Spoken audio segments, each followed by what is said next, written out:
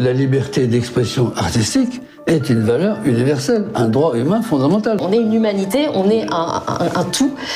Comment on fait pour, à l'intérieur de ce tout, valoriser nos diversités, et elles sont innombrables, tout en restant dans une logique de se faire progresser les uns les autres, de se faire avancer les uns les autres. Donc je pense que les droits culturels, quand on l'approche, il faut déjà se rendre compte de tout l'éventail de ce que ça recouvre.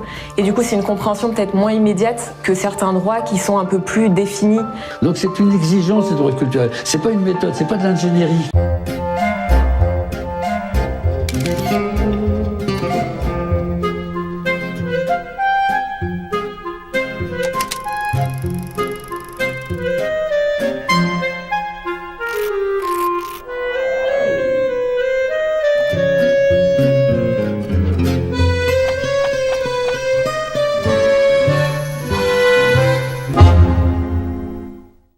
Bonjour et bienvenue sur Profession Culture. Aujourd'hui, place aux droits culturels. Les lecteurs assidus de Profession Spectacle connaissent cette notion pour lire régulièrement des articles à ce sujet.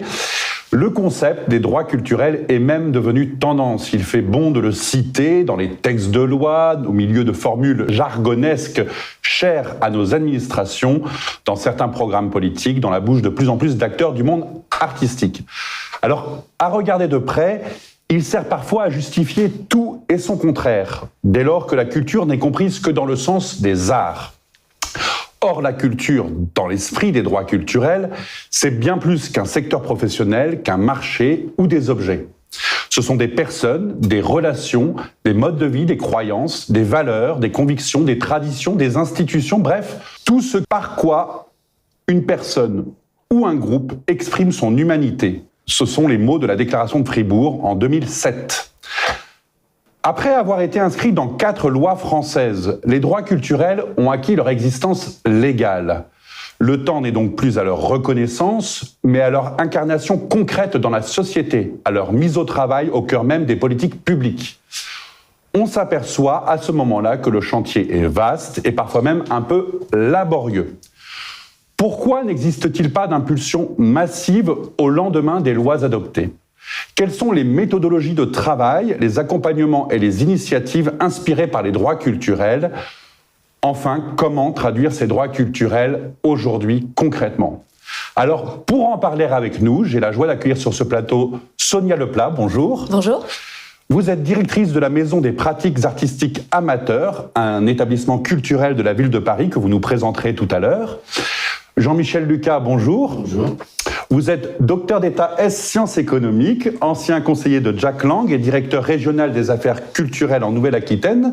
Vous avez récemment publié Les droits culturels, enjeux, débat, expérimentation, donc un dossier assez complet sur les droits culturels. Et enfin, Marie Richard, bonjour. Bonjour. Vous êtes chargée de mission territoire et droits culturels pour l'agence régionale Auvergne-Rhône-Alpes Spectacle Vivant.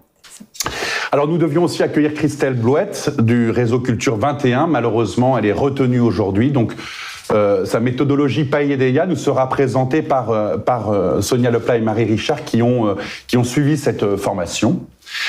Mais j'aimerais, avant qu'on rentre dans le concret, qu'on revienne sur la notion de droit culturel dans son historicité. Et pour ça, je me tournerai naturellement vers Jean-Michel Lucas, parce que dans votre livre, vous en parlez, et puis vous avez beaucoup travaillé ces questions. Dans les articles que vous écrivez pour Profession Spectacle aussi, vous revenez souvent au texte fondateur. En 2 mots, enfin en 2 minutes, comment est-on arrivé à la notion des droits culturels ?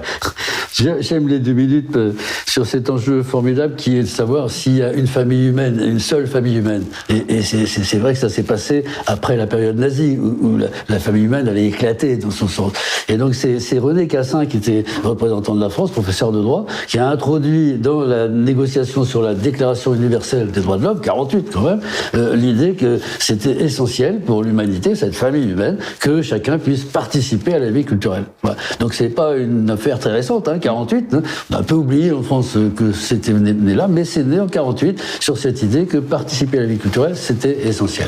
Alors ça, c'est l'histoire, elle commence, mais c'est intéressant de noter quand même qu'un député, il n'y a pas très longtemps, quand on discutait de la loi NOTRe, nous a dit, mais moi, le droit culturel, je ne sais pas, ça fait 15 ans que je m'occupe de politique culturelle, j'ai jamais entendu parler de droit culturel. Donc c'est bien de dire, oui, ça a existé en 48 et surtout en français. C'est l'expression qui bloquait ou... Je veux dire, est-ce que Non, c'est le référentiel des droits humains fondamentaux qui était inconnu. Il l'est encore. Parce que quand je fais des formations, je demande toujours, est-ce que vous connaissez l'article 1 de la Déclaration universelle des droits de l'homme? Tous les êtres humains naissent libres et égaux. Et aussitôt, tout le monde dit en droit. Je dis, attendez, là, vous êtes sur 1789. Vous n'êtes pas sur la même vision du monde. Avec les droits culturels, avec les droits humains fondamentaux, c'est tous les êtres humains naissent libres et égaux en dignité et en droit. Et le dignité, il fait tout le changement. Voilà. Donc ça commence là, toute l'histoire de la dignité. Le rapport dignité et culture, il est formidablement bien ancré. Alors après, l'histoire, on peut la faire, la raconter aussi longtemps qu'on veut. Mais le moment important, c'est le moment où la Déclaration universelle des droits de l'homme devient un engagement des États à travers les deux pactes, 66, il faut quand même du temps, négocier, 48, 66. Et donc là, la notion de participer à la vie culturelle devient quelque chose, on va dire, d'engageant, d'obligatoire, sanctionné même. Bon.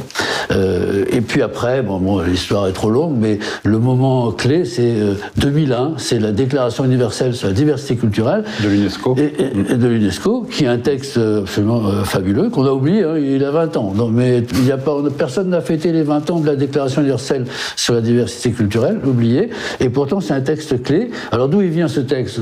Parce que souvent on dit oui, c'est un texte. C'est pas du tout un texte, c'est le résultat de luttes. Et c'est un croisement de plusieurs luttes, mais il y en a deux qui sont importantes pour comprendre les droits culturels.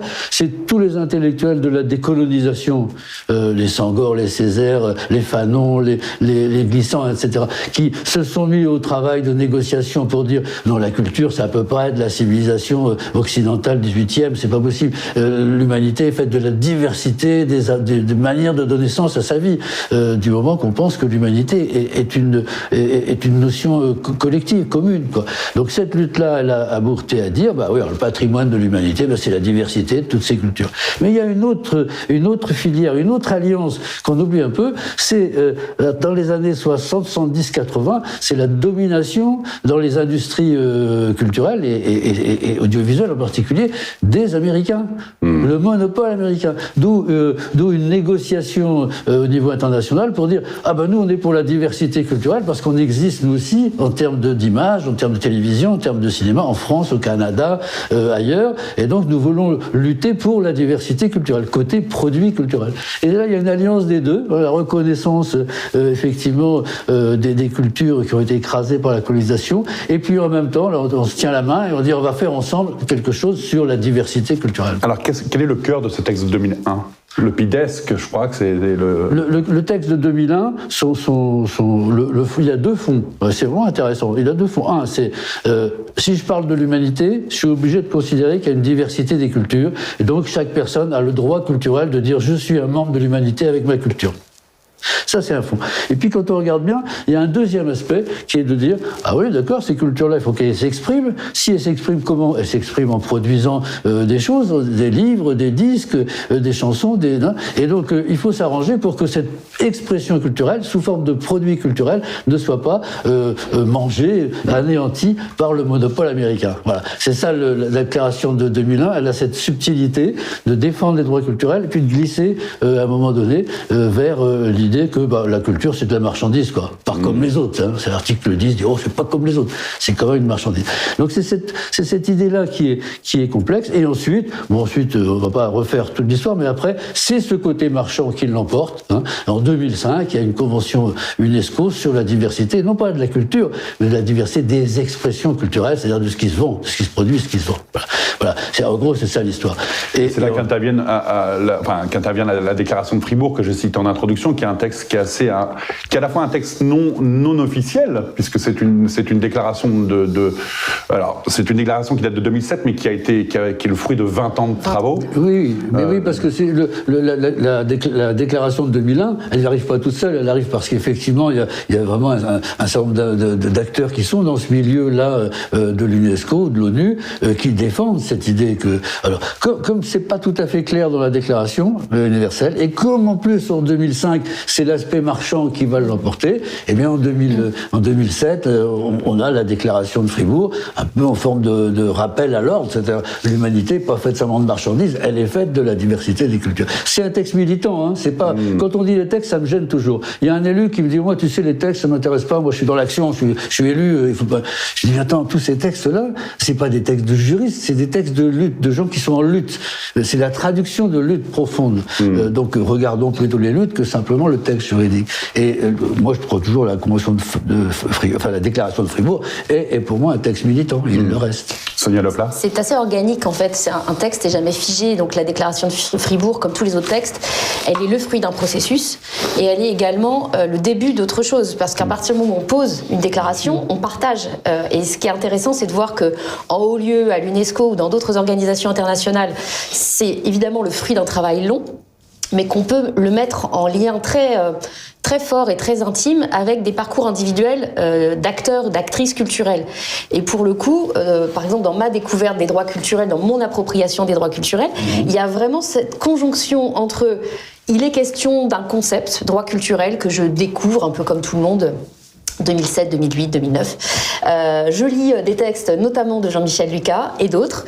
Je comprends qu'il y a un truc important qui se joue et qu'il y a une bascule qui peut s'opérer, mais on n'est pas prêt encore à ce moment-là à ce qu'elle s'opère massivement. Mais moi, dans mon parcours professionnel, je suis d'abord actrice de terrain associative, puis agent territorial de collectivité territoriale. Je vis une sorte d'épuisement, d'échec répété, d'insatisfaction sempiternelle, de comment on va s'en sortir de ce paradoxe entre la bonne intention de il faut de l'inclusion, de la mixité, que les pauvres aillent au théâtre, je caricature mais c'est quand même ça, et d'un autre côté le sentiment que j'ai choisi ce métier par vocation, par conviction, par militantisme, vraiment on est dans du militantisme, et que les droits culturels en soi n'apparaissent pas du tout comme une recette magique où d'un seul coup on a trouvé une vérité super, on va taper 3 fois sur un chapeau et ça va être génial, pas du tout, mais l'occasion de partager par ces textes-là, mais aussi par des expériences qui commencent à naître sur le territoire français et pas que, de se dire on va se mettre au travail, ça y est, on va enfin pouvoir explorer des choses, on n'est pas très sûr de ce que ça va donner, mais on se met au travail et c'est le début d'une autre ère. Ce qui est frappant dans la question des droits culturels, c'est que donc je parlais de ce manque d'impulsion massive en introduction qui fait que ils ont beau être inclus dans 4 lois françaises depuis la loi NOTRe jusqu'à la loi sur le CNM. On peine à voir le développement concret de la mise au travail des droits culturels. Et dans mon expérience personnelle, sans faire de témoignage, on n'est pas là pour ça, mais il y a un moment où moi, les droits culturels est une notion aussi qui me frappait, qui m'intéressait, mais il a fallu un déclic pour moi de compréhension. Et or, je pense que c'est peut-être, j'avancerai l'hypothèse que s'il n'y a pas de prise en compte massive des droits culturels, c'est peut-être parce que on en est resté à des textes qui sont pensés dans des contextes de paix internationale, de dignité universelle, mais que dans la mise en œuvre, c'est pas toujours très clair de comment ça se passe. Vous avez parlé justement de votre fonction, puis de ce moment où vous disiez je lisais des textes, il y avait quelque chose. Quel a été le déclic pour vous ? La reconnaissance du sensible, en fait. La reconnaissance de ce qui fait qu'on a un parcours qui est forcément individuel, qui est forcément marqué par notre contexte qui n'appartient qu'à nous. Donc finalement, c'est Patrice Meyerbeer qui décrit, qui fait ce parallèle très souvent entre la culture et la peau, la culture au sens anthropologique, donc tout ce qui nous constitue dans notre parcours, dans notre vie, à l'intérieur comme à l'extérieur, c'est-à-dire nos interactions, nos communautés, nos liens. Cette idée de la peau, c'est à la fois tout ce qui nous contient, tout ce qui nous définit, chaque parcelle de moi me définit un peu, et la peau c'est aussi la surface la plus large d'ouverture à l'autre. Donc on va pouvoir communiquer, on va pouvoir se dire on est blanc, on est noir, on parle cette langue, on l'a en commun, on l'a pas en commun, on a des goûts. Et en fait moi ce qui a été mon déclic, ça a été de dire je vais pouvoir mettre des mots et peut-être des droits, des idées dans des ressentis soit d'absence de prise en compte de ma personne à certains moments de la vie, et dans mon travail au quotidien, dans le champ artistique et culturel, de manque de prise en compte de faits de société, de personnes, de public, comme on les appelle, même si voilà, c'est des mots qu'aujourd'hui moi je peux plus employer, sur ces questions de faire du commun. Voilà, on est effectivement, tu le disais Jean-Michel, on est une humanité, on est un tout. Comment on fait pour à l'intérieur de ce tout valoriser nos diversités, et elles sont innombrables, tout en restant dans une logique de se faire progresser les uns les autres, de se faire avancer les uns les autres. Et les droits culturels à ce moment-là, moi, m'ont permis de m'apaiser sur le fait qu'il y avait des terrains de travail possibles et qu'on allait pouvoir être plusieurs à se rencontrer autour de ces enjeux, de ces objectifs communs, que j'allais pas être toute seule toute ma vie à me dire mais j'y arrive pas.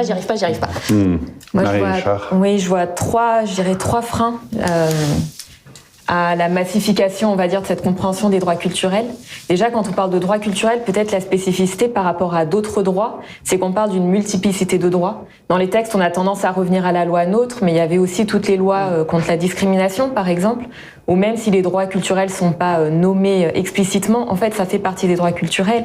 Il y a toutes les questions, dans le pacte, on prend souvent le pacte des droits économiques, sociaux et culturels, mais il y a aussi ceux des droits civils et politiques qui sont importants sur la liberté d'opinion, d'expression, etc.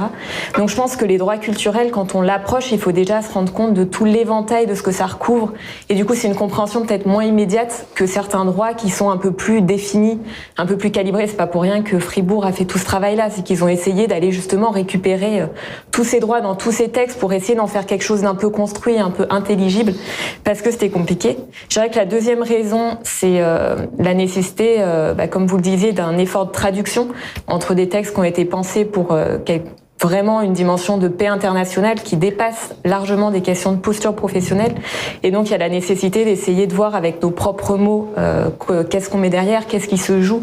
On en parlera tout à l'heure, mais je pense que les différentes méthodes qui sont expérimentées, bien qu'elles soient différentes dans la façon dont c'est mené, c'est un petit peu ça l'objectif. Et je dirais que le troisième frein, c'est, on a encore ce mot culture avec toute la polysémie de ce terme culture, qu'il faudra peut-être d'ailleurs qu'on définisse là-dedans au sens de la déclaration de Fribourg et de ces textes-là, parce qu'on va bien que ça dépasse largement, effectivement, comme vous le disiez en introduction, le seul secteur des arts. Oui. Voilà, et du coup, je pense qu'il y a beaucoup de crispation aussi, parfois professionnelle, parce on a l'impression qu'on cible un secteur encore avec les droits culturels, alors que moi, j'ai toujours les droits culturels, on aura gagné quand ce sera pas que l'histoire d'une politique culturelle, mais quand ce sera dans toutes les politiques au global, et qu'on parlera plutôt de démocratie, et que ça traversera vraiment les différents secteurs d'activité. Justement, on va rentrer dans le vif du sujet de la traduction. On va essayer, ça va être un peu l'enjeu de notre table ronde dorénavant, ça va être d'essayer de traduire les droits culturels en français contemporain. Deux méthodologies,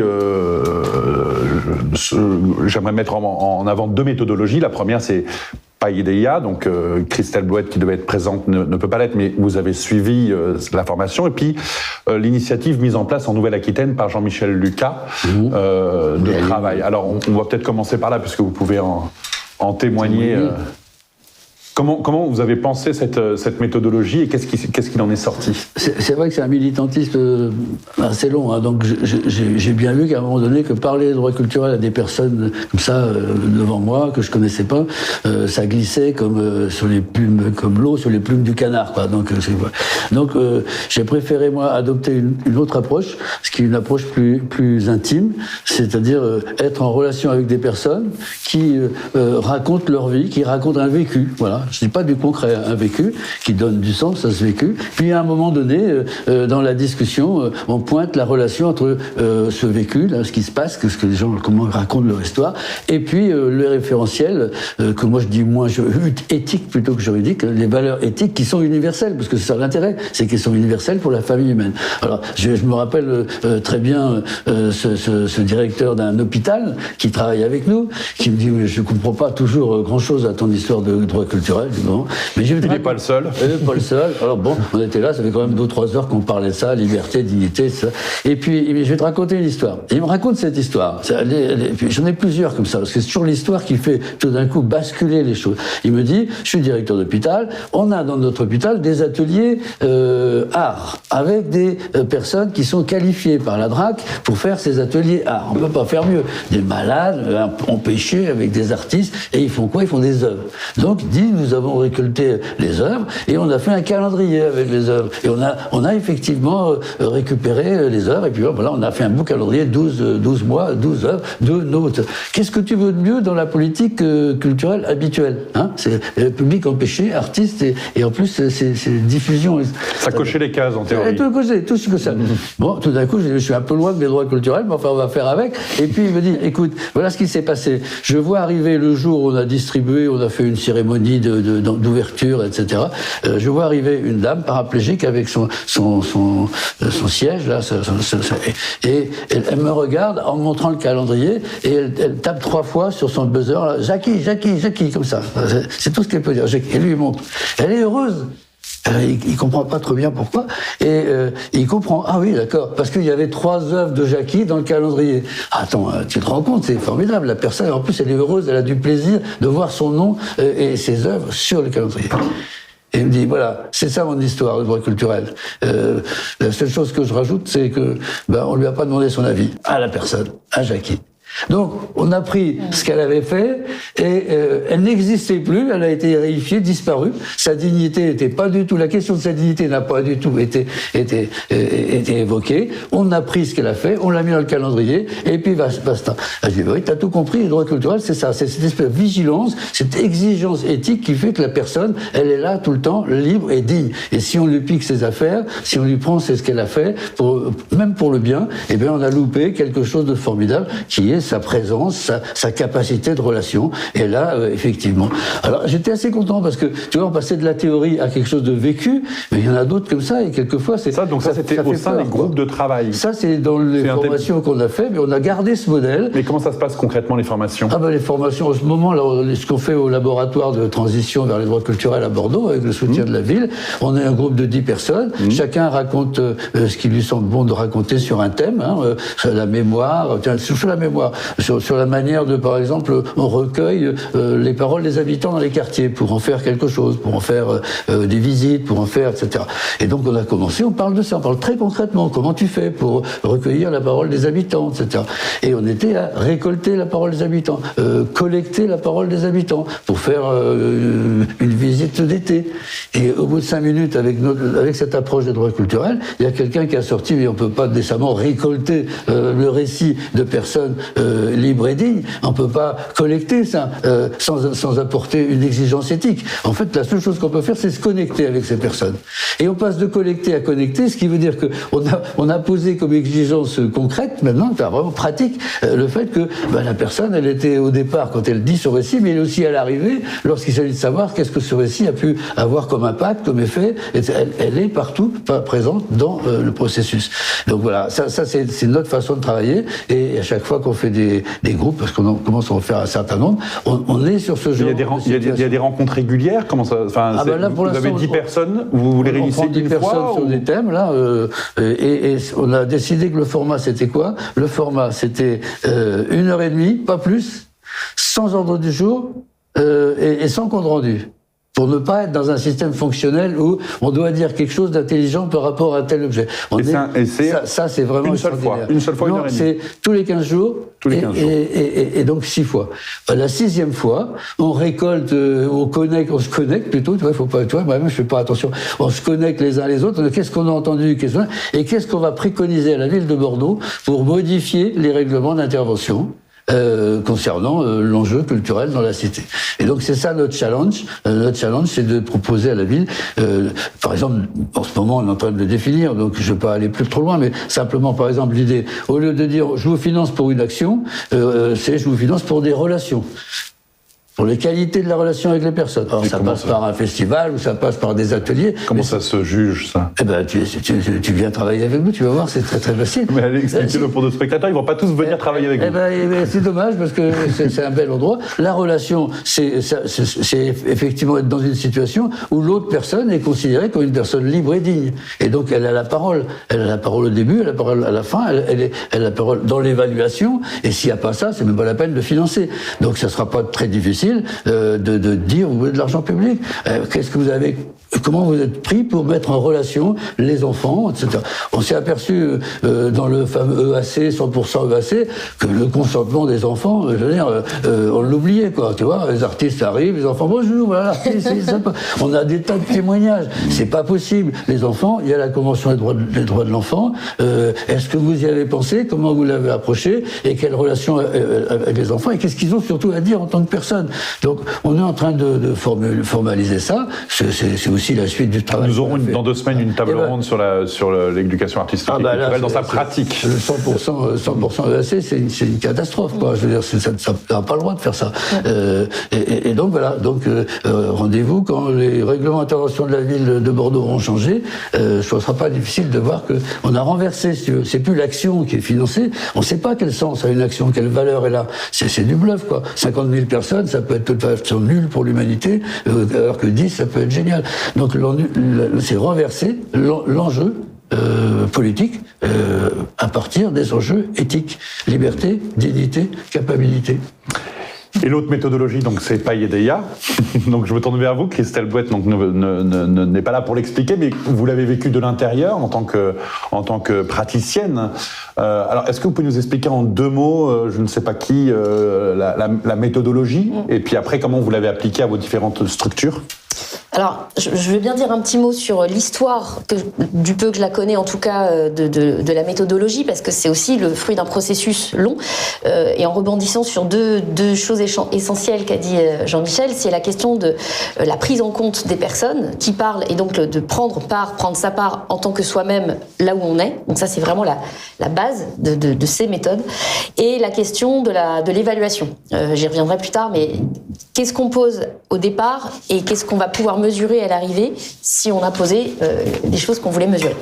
Et Paideia, ça a été... alors, ça me fait bizarre de parler à la place de Christelle, mais en gros, 4 départements en France, dans les années 2010-2011, ont commencé à se concerter et à réfléchir dans une crise majeure de la vie des départements, puisque remise en question de l'existence. Quand vous dites département, vous parlez de conseils départementaux ? De conseils départementaux. Donc il y avait la Gironde, le territoire de Belfort, l'Ardèche et le Nord, qui dans des chemins différents, des trajectoires qui étaient bien les leurs, ont décidé de s'associer pour travailler ensemble sur une méthodologie qui n'existait pas, qui a été mise à l'œuvre et créée à ce moment-là, donc Paideia, qui est en fait une recherche-action qui permet aux gens de travailler dans leur territoire, donc chaque département, sur des sujets qu'ils ont identifiés, et d'entrer en connexion permanente ces 4 départements-là pour échanger sur leurs constats et repartir, de mettre au pot commun collectif ce à quoi ils étaient arrivés pour repartir de là et continuer à progresser. Donc je fais ça, j'ai en tête une toile d'araignée, un peu ça se tisse et ça fait du commun. Donc ça, c'est dans les grandes lignes. Ça se passe en 2012 à peu près, 2012-2013. Et je passe toutes les étapes un peu politiques, compliquées, les changements de couleurs, etc., politiques, après, en 2015, etc. Mais en gros, ce que ça marque, c'est la capacité de se mettre au travail en grand nombre sur des enjeux de politique publique.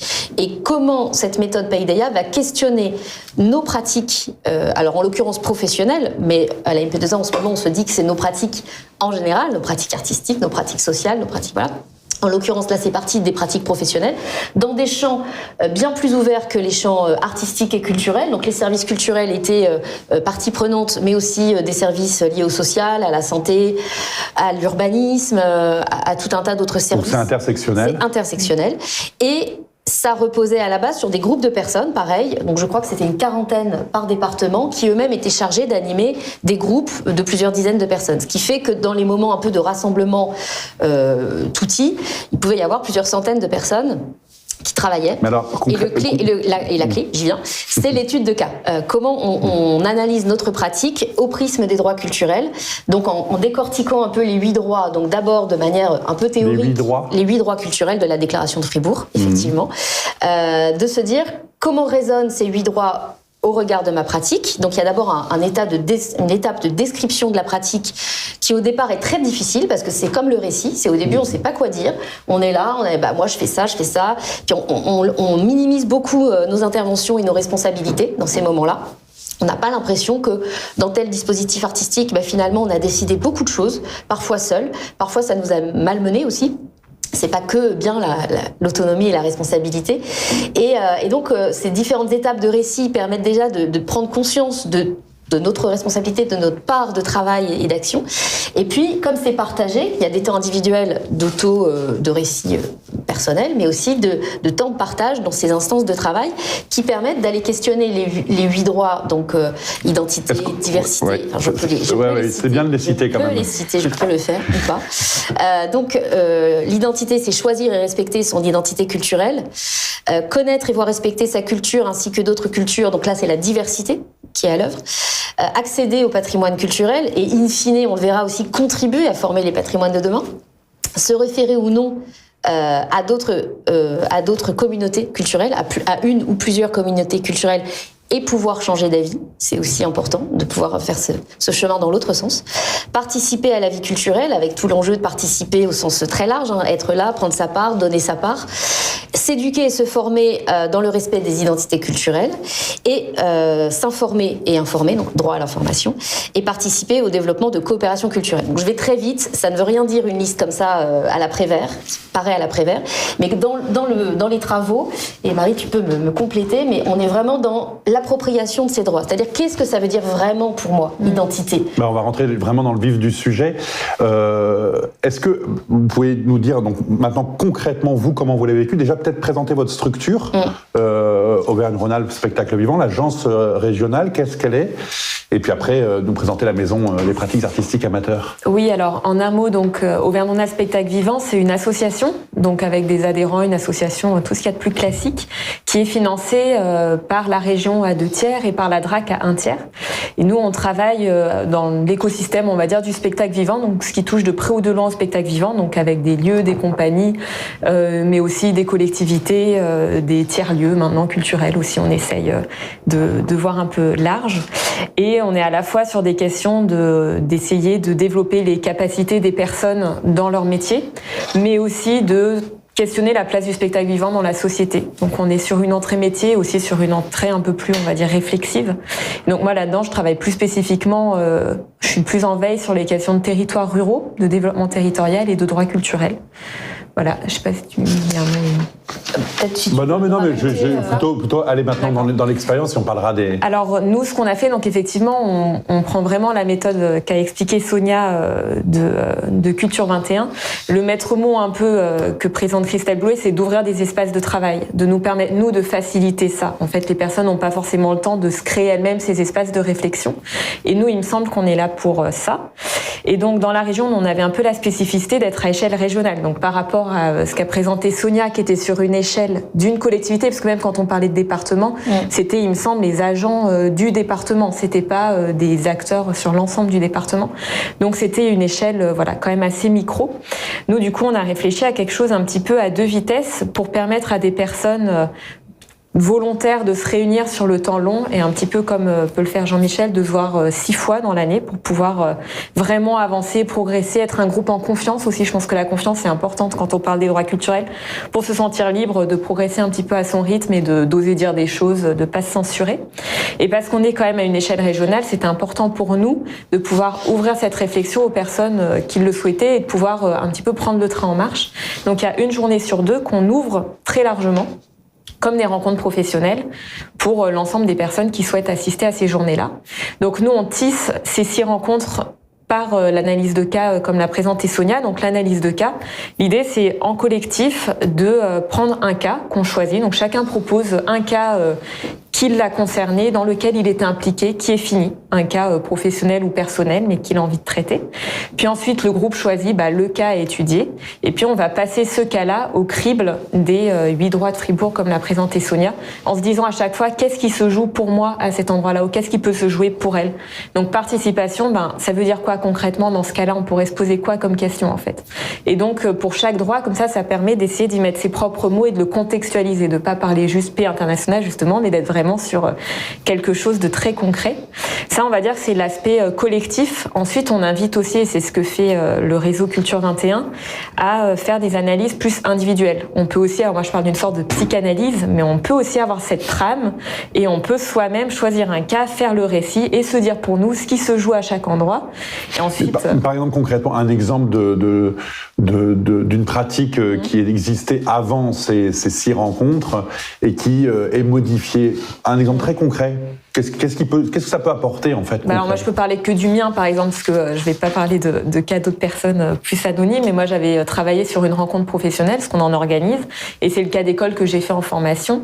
Ce qui est intéressant, c'est qu'on se rend compte de toutes les parties prenantes déjà, en fait de toutes les personnes, ça va de nos collègues aux personnes qui sont présentes, aux traiteurs, enfin vraiment on pense largement. Et moi je me suis aperçue par exemple qu'on avait différentes façons d'animer, des outils d'animation, qu'il y avait des choses qui pouvaient être plus ou moins bien perçues, et si c'était à refaire. C'est-à-dire qu'en gros, dans votre travail, c'est prendre en compte tous ceux avec qui vous collaborez, ouais, et d'essayer d'améliorer chaque relation de telle sorte que vous puissiez, par exemple, jusqu'au traiteur, savoir comment vous pouvez mieux le considérer, respecter sa dignité. C'est vraiment un changement de... C'est pour tout le monde, ouais. C'est une éthique relationnelle, en fait. Relationnelle, mais aussi à soi-même. Je trouve que les droits culturels, ils s'appliquent aussi à soi-même. Il ne faut pas oublier les siens aussi. C'est pas que ceux des parties prenantes. Mais je trouve qu'effectivement, ça permet vraiment à la fin de ça de brasser. Et donc là, c'était Anne Aubry à Culture 21 qui faisait ce travail un peu de réponse psychanalytique, qui pose des questions très neutres en fait, du type mais qu'est-ce que tu entends par là, c'est-à-dire qu'est-ce que tu trouves de positif et de négatif, et soi-même on revient dessus et on avance. En fait, il y a cet aller-retour qui nécessite un temps long, et c'est pour ça que c'est important de se voir plusieurs fois. En fait, c'est vraiment une méthode qui permet de sortir de la bonne intention. On parlait tout à l'heure des publics, alors on a mis les publics empêchés, on a coché les cases, on a fait un pot, on a fait une expo. Oui, on s'est fait plaisir à soi, surtout, en fait, quand on fait ça. Et quand on dirige des politiques culturelles aujourd'hui, que ce soit dans des agences, des établissements, des collectivités, on répond à un modèle qui est le même et qui est rarement remis en question. Et ce que permet cette méthode, Paideia, c'est pas forcément de tout remettre en question tout le temps à tout bout de champ par principe, c'est pas non plus ça. Ça permet aussi de voir ce qu'on fait plutôt pas mal, et on fait plein de choses pas mal, mais c'est de prendre conscience de ce qu'on fait dans un degré qui est sûrement un peu plus précis, un peu plus large, un peu plus complet que ce qu'on fait au quotidien, parce qu'au quotidien on fait beaucoup trop de choses, on est beaucoup trop à être trop peu nombreux à faire ce qu'on fait, et du coup il y a une surcharge de travail qui est de plus en plus importante, et il n'y a pas ces espaces de travail et de réflexion dont tu parles. Donc à la MP2A, donc la maison des pratiques artistiques amateurs, que vous pouvez présenter en 2 mots, que je peux présenter en 2 mots, même s'il y en a déjà 4 dans le titre, c'est un établissement de la ville de Paris qui est innovant en soi, parce que c'est le seul à ma connaissance en France qui part du principe qu'on ouvre des lieux uniquement dédiés aux amateurs et aux amatrices, sans ni critères qualitatifs à l'entrée, sans professionnels qui jugent si c'est bien ou pas bien, et sans injonction de faire quelque chose avec tout ça. Le critère, c'est qu'il ne faut pas être professionnel. Le critère, c'est de ne pas entrer en concurrence avec des professionnels qui, eux, de ne pas être dans une production professionnelle, de ne pas vouloir professionnaliser son spectacle ou son action. Donc on accueille environ 500 projets par an qui répètent dans nos salles. Donc on a 20 salles en tout dans Paris, dans 5 arrondissements différents, une grande salle de spectacle et 4 autres lieux qui ont plutôt des studios de répétition. Et on accueille du théâtre, de la danse, de la musique, mais j'ai envie de dire des théâtres, des danses, des musiques, des écritures, des vidéos, enfin tout un tas de choses qui se métissent. Et comme ça fait moi presque une dizaine d'années que je réfléchis à titre individuel aux droits culturels, et par cette méthode Paideia, en faisant des études de cas, moi, individuelles aussi, j'ai changé des dispositifs, par exemple, à mon endroit, des dispositifs dont j'avais la charge. Typiquement, quand je travaillais au département de la Seine-Maritime, pour le nommer, j'étais en charge de décider, ou de proposer aux élus plutôt, de décider d'arrêter, de poursuivre des dispositifs. Donc on avait des dispositifs d'éducation artistique et culturelle, typiquement un collège au cinéma, le pass culture qu'on avait déjà à l'époque. Et moi, je me suis amusée pour moi-même, en travaillant, à me dire je vais décrire cette pratique et je vais la passer au crible des droits culturels et je vais voir ce que ça donne. Et ça a été la catastrophe. J'ai pris des claques en me disant mais alors oui, non seulement on contacte jamais, on ne connecte jamais avec les publics concernés, y compris alors les élèves bien évidemment, les profs, presque pas. L'éducation nationale, presque pas. On les associe pas. Ils sont bénéficiaires. C'est-à-dire que vous donnez de l'argent, mais en gros... On met en place des dispositifs. C'est pas qu'on donne de l'argent. On met en place des dispositifs qui prennent du temps, sur lesquels on a des expertises, des savoir-faire. Je veux dire, l'offre artistique et culturelle, en soi, elle est bien, ça veut rien dire, mais elle est satisfaisante, elle est cohérente. Mais en fait, on le fait comme si c'était n'importe quel élève de n'importe quelle banlieue, campagne, centre-ville, âge. On fait la même chose pour tout le monde. On uniformise un système.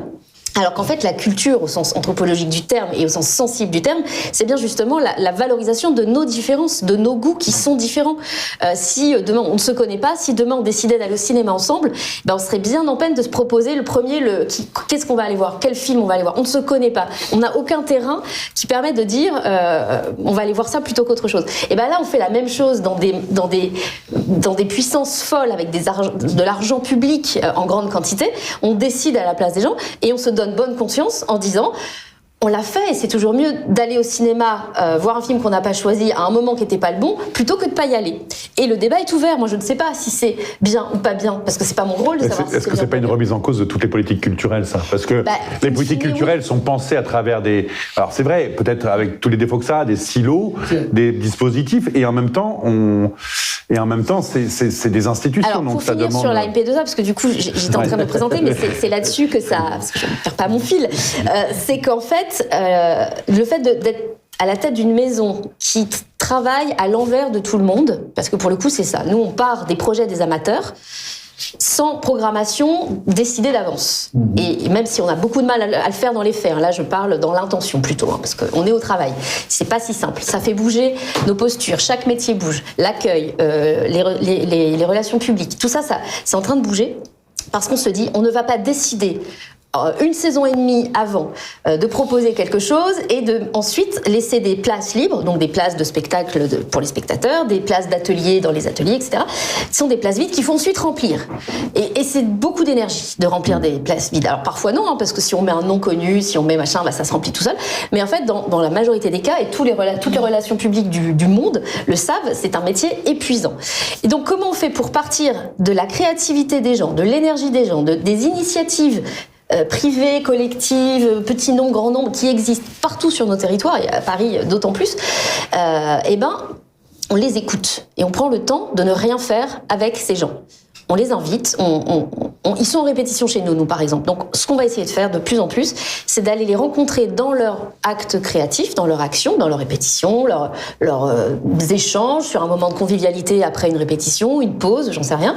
On est en train d'éprouver tout ça, de rencontrer ces gens artistiquement et humainement, parce que ça va avec, et de se dire qu'est-ce qu'on peut amener nous, puisque déjà on vous amène une salle qui est plutôt chouette, en ordre de marche, qui est chauffée, tout ça, et puis qu'est-ce qu'on peut faire de mieux, qu'est-ce qu'on peut faire de plus, de quoi vous avez besoin. Ah, vous travaillez sur tel auteur, telle autre troupe aussi, ce serait peut-être bien qu'on invite cet auteur ou cette autrice à venir vous rencontrer et à débattre avec vous de ce que vous faites. Vous avez envie de mixer le hip-hop avec de la musique classique, très bien, nous on connaît plein de groupes de musique classique, donc on va vous en présenter, puis vous choisirez si vous avez envie ou pas. Donc c'est vraiment inverser le modèle, partir des gens, partir de leurs envies. C'est un service, quoi, vraiment une œuvre. Voilà. Et moi je pense fondamentalement que l'offre culturelle en France, elle est innombrable, qualitative, je veux dire, il n'y a pas de problème avec ça. Mais elle est pensée pour et par des gens qui sont déjà des convaincus, sont déjà des cultivés. Mais ce qui fonctionne pour la pratique amateur, est-ce que ça fonctionne pour la pratique professionnelle? Parce que ce que vous dites, c'est que vous ne programmez rien et que vous mettez à la disposition des gens. Est-ce que c'est la fin de Parce que c'est quand même un argument qu'on entend souvent. Est-ce que c'est la fin de la programmation? Pas du tout. Est-ce que les programmateurs doivent disparaître? Est-ce que c'est la fin de la création artistique? Finalement, on se met à la disposition des gens, on élabore avec eux. Je sors l'argument, mais c'est l'argument que l'on entend tout le temps. C'est un argument que l'on entend tout le temps. Les droits culturels sont la remise en cause quasiment du ministère de la Culture dans ses fondations. On reconnaît les expertises de chacun, là où elles sont, et de chacune. Quand on décide pendant 20 ans de s'exercer à la danse, on est un danseur et on a cette expérience et cette expertise. Oui, mais si personne ne veut de vous sur un territoire... Mais ça, c'est pas un problème c'est pas le problème du danseur, c'est le problème du territoire. Alors, c'est vrai que c'est bien de regarder les choses en pratique, mais il faut leur donner du sens. Où est le sens dans cette discussion? C'est que la liberté d'expression artistique, est une valeur universelle, un droit humain fondamental. C'est quand même pas négligeable. C'est pas simplement j'ai envie, etc.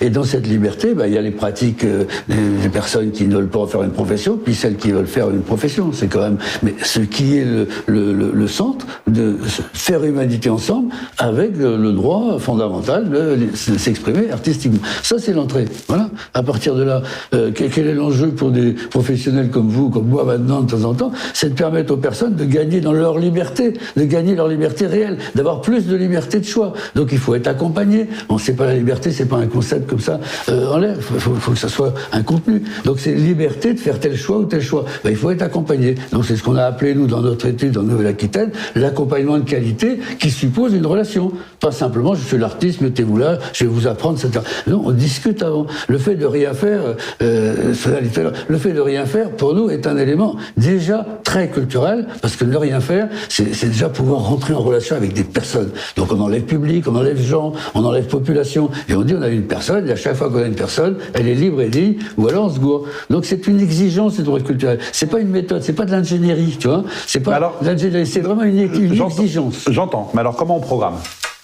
Aujourd'hui, là, je parlais du secteur artistique. Moi, je ne parle pas de secteur culturel, je parlais du secteur artistique en tant que monde professionnel. Comment on fait une programmation aujourd'hui qui respecte les droits culturels ? Globalement, il y a toujours un peu dans les droits culturels cette idée d'ouvrir, de se dire c'est pas en moins, on n'enlève pas de la liberté à des personnes, on en offre en plus en fait. Et c'est toujours cette idée de comment est-ce qu'on peut ouvrir pour renforcer le dialogue, le débat, etc. Comment est-ce qu'on arrive à discuter ? Et voilà, il peut y avoir très bien quelqu'un qui va légitimer son choix et il va en parler. Et je pense il y a aussi une notion de confiance dans l'intelligence des personnes, c'est un peu la base. Je pense que si on ne croit pas à ça, c'est difficile d'entrer dans ce genre de processus, mais c'est pareil dans l'éducation populaire et dans d'autres mouvements. Donc comment est-ce qu'on arrive à avoir peut-être des formes un peu plus collégiales où chaque expertise est quand même légitime, parce qu'on a chacun son bagage, on parle, mais voilà, c'est des expertises qui sont pas forcément que des expertises. Je suis responsable d'une salle. Je vais vous donner un exemple sur la programmation. À la MP2A, je programme des artistes, à peu près 30 à 40 par an, équipe artistique professionnelle. Là, je parle plus d'amateurs et d'amatrices qui sont eux les usagers, on va dire, des lieux, enfin les gens qui usent les lieux, parallèlement pour créer des leviers et de la visibilité et de la cohérence dans un paysage culturel qui ne fonctionne que dans la programmation artistique, création, diffusion, action culturelle, c'est ça le modèle en France. Donc on invite à la MP2A des artistes professionnels. Et ce qui a changé dans la manière de programmer, pour le coup, c'est que quand je suis arrivée, j'ai repris le modèle qui était on programme des artistes qui proposent des ateliers de création pensés pour des gens, mais sans du tout se préoccuper de qui ça va être forcément, ou même en étant très exigeant sur la qualité artistique déjà de ce que ces amateurs, amatrices, participantes plutôt en l'occurrence, allaient proposer.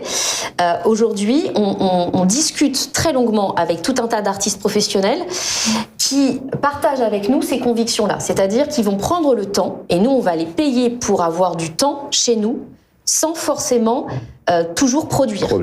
Donc, ils vont passer du temps à l'accueil, dans des instances de réunion avec les amateurs, chez des partenaires associatifs, sociaux, etc., pour s'imprégner de ce qui se passe, comprendre où est leur envie à eux, parce que c'est important qu'ils en aient envie, ces professionnels. On les missionne pas pour faire un truc qu'ils n'ont pas envie de faire.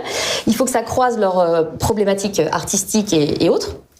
Et ensuite, on décide ensemble qu'on va faire un temps de présence là, qui va donner peut-être un accompagnement sur tel ou tel type de projet des amateurs qu'on aura identifié ensemble.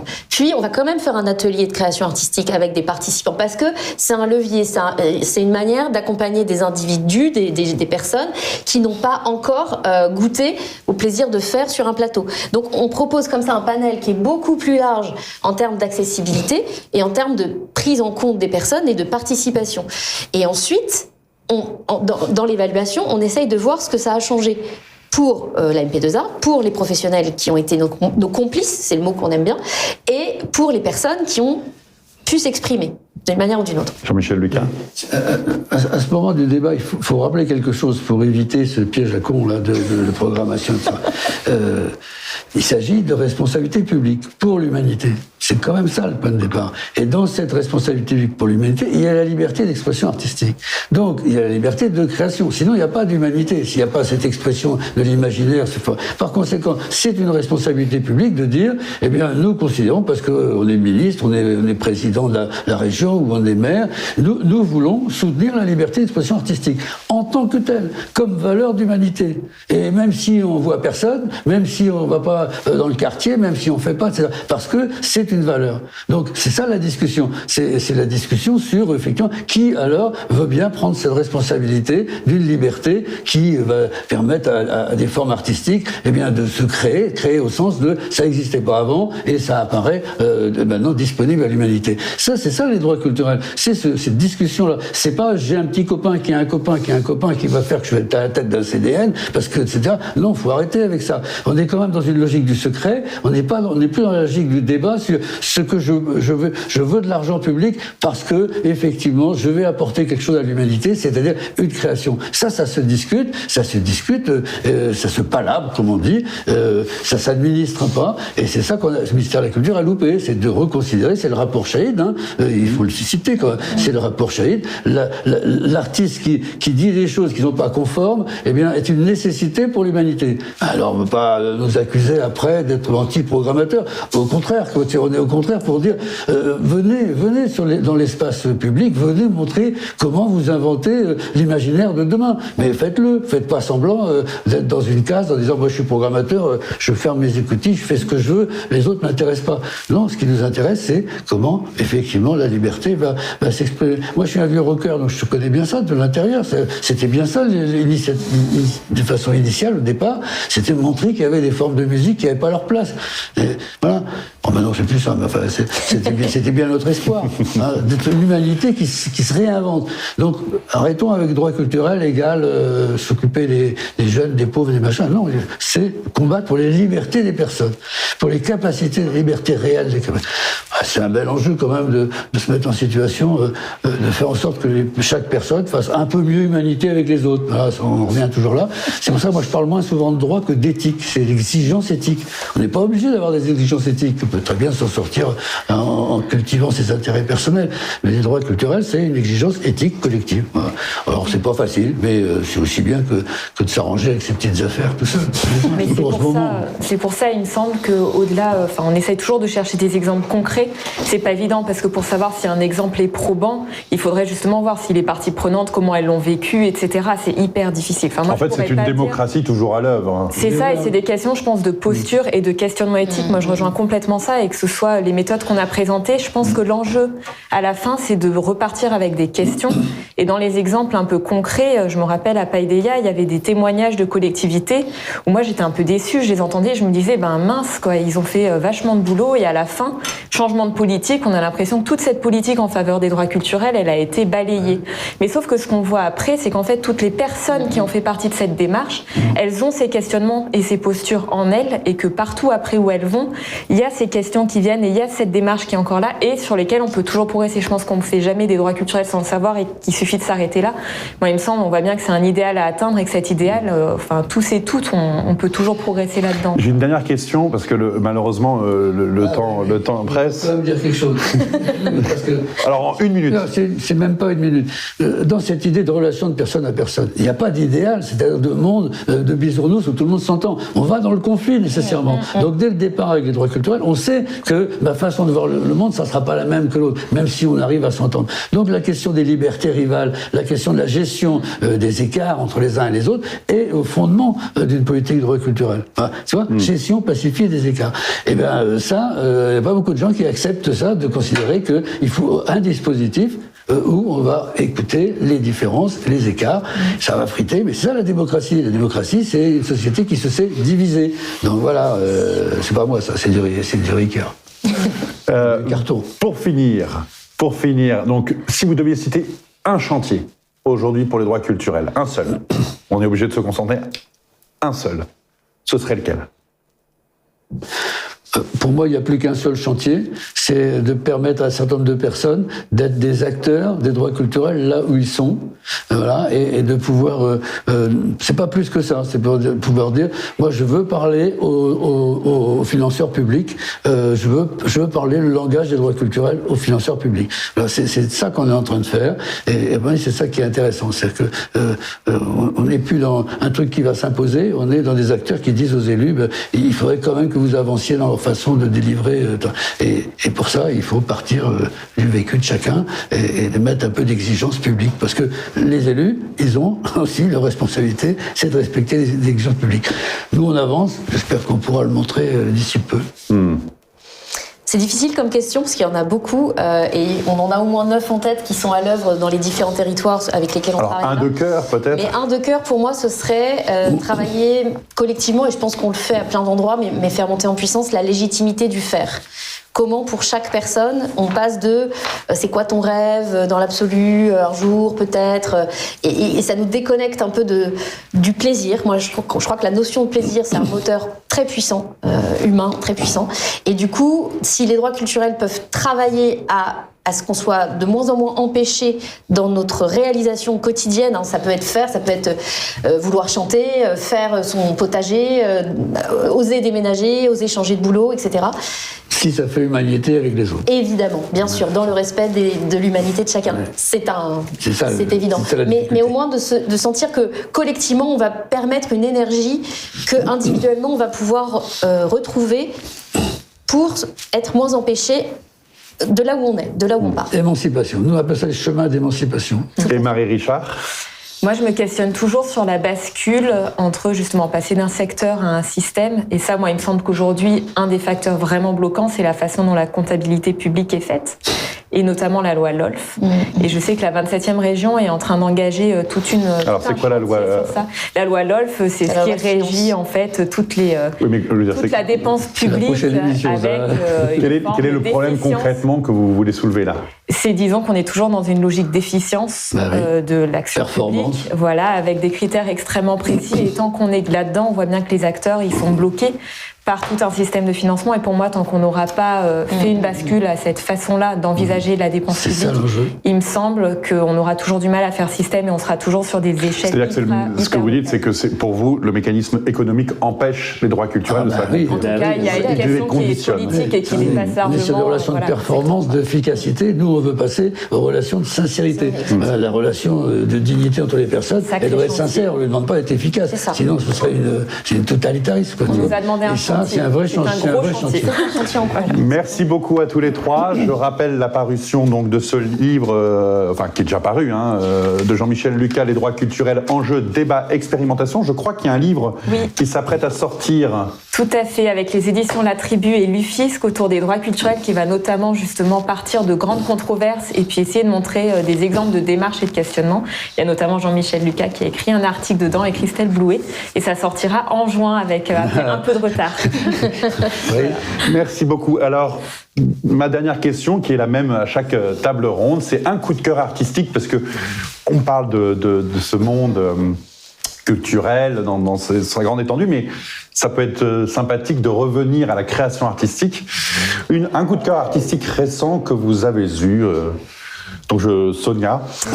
Il s'agit d'un spectacle de danse qui s'appelle Here and Now, qui a été proposé par une jeune femme qui s'appelle Tran Tran, et qui m'a complètement émue, parce qu'à la fois très artisanal, c'est de la danse, c'est quelque chose de très théâtral aussi, avec des situations, un jeu sur l'ombre et le double que j'ai trouvé très pertinent, très malicieux, et c'est un spectacle interactif qui joue avec le public, ce qui est absolument pas ma tasse de thé à la base, mais là j'ai trouvé que c'était très intelligemment fait. On est un peu dans un livre dont on est le héros, et ça pose des vraies questions pour le coup de responsabilité, d'émotion et de périmètre de chacun, et on faisait vraiment corps ensemble dans la salle à ce moment-là. Je l'ai vu au Carreau du Temple, et j'annonce qu'il est bientôt visible à l'espace 1789 à Saint-Ouen, et allez-y, vraiment.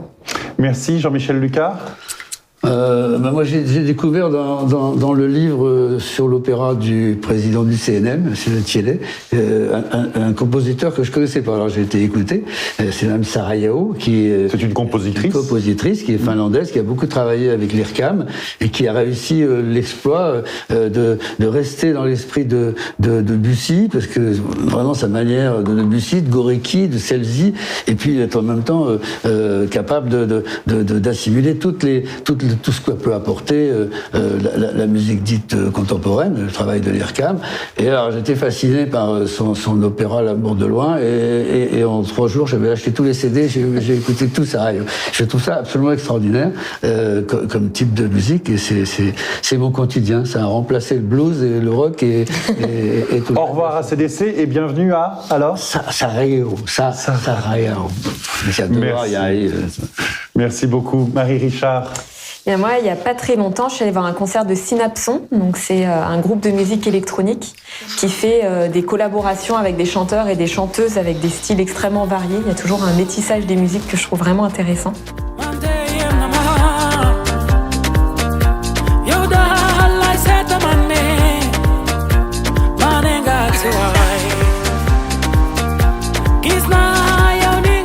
Et là, notamment, le concert, il y avait un chanteur qui s'appelait Las, qui était une vraie découverte. Il a aussi des albums en solo, mais voilà, c'était mon coup de cœur du moment. Merci beaucoup encore à tous les 3. Merci à Yvan et Tony à la réalisation. Merci à Marine Chantegrel, notre directrice de production, à Clément Monnier, notre producteur. Merci à mes collaborateurs Hugues Noirtin et Maëlys Jolin. Je vous souhaite une bonne journée.